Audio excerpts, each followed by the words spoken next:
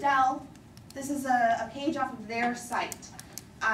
And what Dell has done is they've set up, I don't know, it's like 35 different Twitter feeds that will specifically send you information about the company according to the categories that you're interested in. So if you're interested in deals on, what we got? Ireland refurbished Dell computers and electronics. If you want to hear about refurbished computers and electronics in Ireland, there's a whole Twitter feed just for that. So for people who have a specific interest in your company, in a particular topic within your company, then they can pull up that information, only what they want. They don't have to be deluged with all of the big news from your company. They can say, I want to get information about this, and instead of having to do a full-blown email newsletter or so on and so forth, you could just do a Twitter feed. Ultimately, this is what Wi-Fi's is doing too. Once a day, they post the menu. So people who want to hear the menu from Wi-Fi's, they're on that feed so that they can get the menu. That's what it's about, is understanding the types of marketing that they might be interested in, giving them a way to get in touch with that without being intrusive on their time and their attention. How to grow your business through social media. Number 5, personalize your business. Southwest blog is kind of fun. And I would recommend that anybody who wants to look at corporate blogging, check it out as an example. The big thing that this does for people is that you see a corporate entity and you kind of picture it as the big corporation. You don't necessarily picture it as the people. You don't necessarily attribute it with a personality. And this is a chance to give people a view behind the curtain. When you read the Southwest blog, it's not about we have this new low fare or whatever. It's about, there's an article on there about, the experience of the employees when they retired one of their planes, and how they celebrated that retirement of the plane, and how the employees participated in that. There are articles from the CEO. There was a video on here, which didn't show up in the thing, of the CEO playing guitar.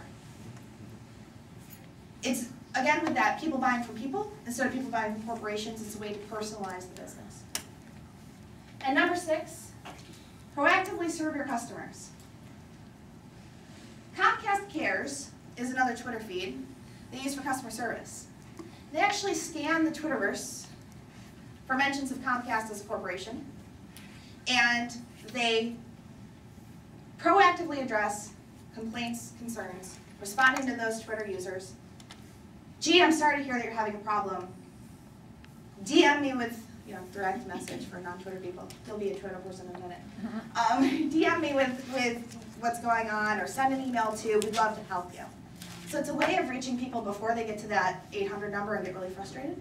And this goes back to what you're talking about, of monitoring what people are saying about you in the social media universe. This is Comcast's strategy for addressing what is out there about them that may not be as positive. They have a specified Twitter account to address that piece of things. So it's a directed channel effectively for that. Yeah, I mean, people who are Comcast customers and also are participating in Twitter, a lot of them know about Comcast Cares. It's pretty visible. So if you're having a problem, people will be like, I can't get onto the internet, help please at Comcast Cares, and you'll get a response. Faster than maybe if you sat through the 800 number and 14 menus and so on and so forth. So that's. But if you can't get on the internet. Okay. In my head, I'm picturing me on my iPhone. Okay. So that's another way, is to get proactive about serving your customers. So we're running a little bit short on time, so I'm going to skip this. But what I would encourage you to do on your own time is to think of 2 or 3 ways that for your business that you might be able to apply these. Keeping in mind that most of these have a very low barrier of entry. Facebook fan pages are free. Twitter feeds are free. You may want to get a graphic designer to make it look spiffy, but it's not a whole lot of money. So if there's something that you can do with social media that'll help grow your business, give some time to think about that. We're going to move on a little bit because I want to make sure not to short shift the rest. Did you have another question? Twitter feeds, would that be through the RSS feeds so you get your name brand in front of people more often? We're just about to go into the little Twitter workshop.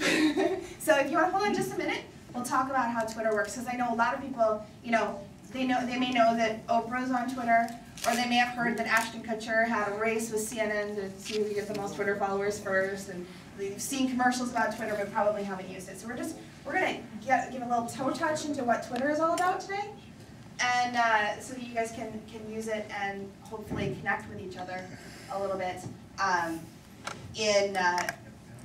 as participants here and then connecting with your customers. So I have 3 quick social media rules. Social media rule number 1 is be yourself. The corollary to this is don't be your company. Be who you are as a person.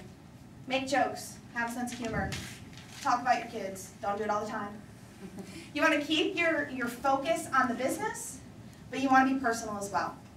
Because, again, people buy from people. And when in the social media space, if they see a Twitter feed or a Facebook fan page that's full of a whole bunch of corporate speak, that's not going to resonate with people. People aren't going to want to be part of that community. So be yourself. Social media rule number 2, be a part of the community. You don't get to just set up a page and walk away. You don't get to just spew your stuff out into the universe and call it a day. You have to communicate with the other people who are participating in it. How many people here are on Facebook? Okay. How many people have this experience getting onto Facebook? You have to get on Facebook. This is something you have to. Yeah, I want you to be my friend. There's this cool game that you can play. Did you see those pictures that were from our high school reunion? Did everybody, I think a lot of people have that experience. The reason is because Facebook is their news. You have to type in these silly characters. Hold on. I'm trying to be fast and miss something. This is your username. Just so you know, usernames are best if they're based on your name.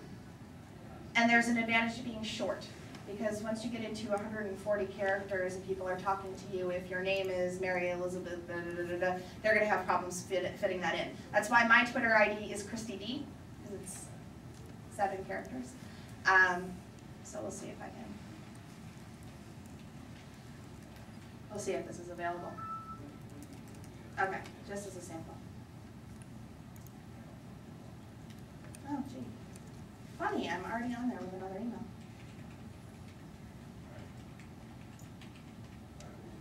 Hopefully it's not going to make me check.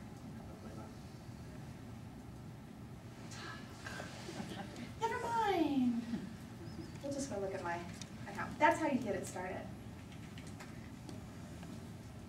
We'll sign into mine and then.